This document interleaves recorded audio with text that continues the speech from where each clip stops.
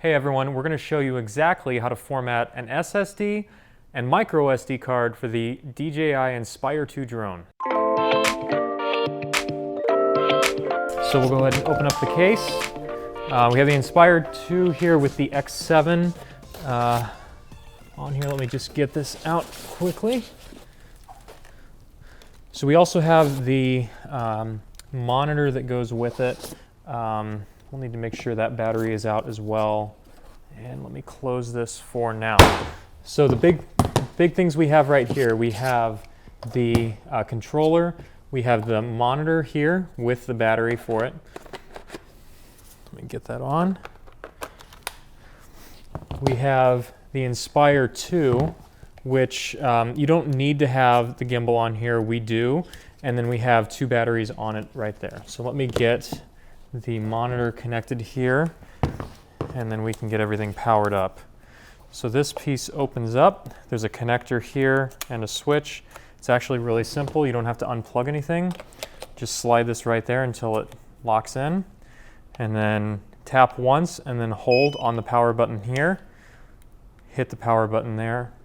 That should start up. And there are going to be a couple apps that are on this particular monitor. Also, if you've got multiple ones downloaded on the iPad.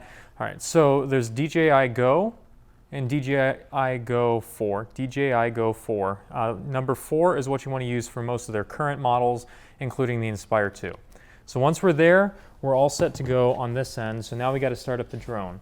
So the Inspire 2, just like the controller, you're going to use the power button here, tap once to start it, and then hold down.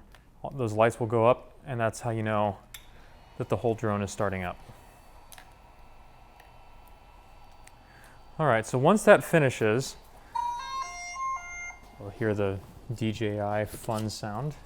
You can click Go Fly on the app, and it'll bring you to one of a couple different screens. We're going to ignore the Fly database right now. So in the end, you're going to end up with something like this. There's no lens on the drone right now, which is why this is all black, and we don't have an SSD in there, which is why it's showing that. But it is connected. It says ready to go, even if there's not GPS ready. And so what you're going to do then is take one of these SSDs. We have two with us right now. We'll start with one. And there's a section right here between these back batteries where it's going to go. On the SSD, there's a little arrow at the top. That shows you what the top of the SSD is. So that sticks right in there. And then you just push it all the way in. It won't click in, but you'll know when it's in. All right, so that's good. All right. So then on here, you're going to see capacity. Right here, it shows you the capacity of the SD card, the micro SD card. But here it shows you the capacity for the SSD. So what you're going to do is tap right there, and it's going to pull this up, and then where it says Format SSD, you hit that once, and then click Format. It says Fast Formatting, and then you're good to go. SSD formatting successful. So ours is showing the full capacity there, and it's ready to go. All right, so now that we've formatted the SSD, we're also going to format something that I really recommend having in the camera, the micro SD card. So on the camera, or sorry, on the body of the drone, not on the camera itself, there's a little spot right here that says SD, so it's fairly obvious where this goes. Underneath that, there's this little area. It's actually blinking right now to show you that there is no SD card in here.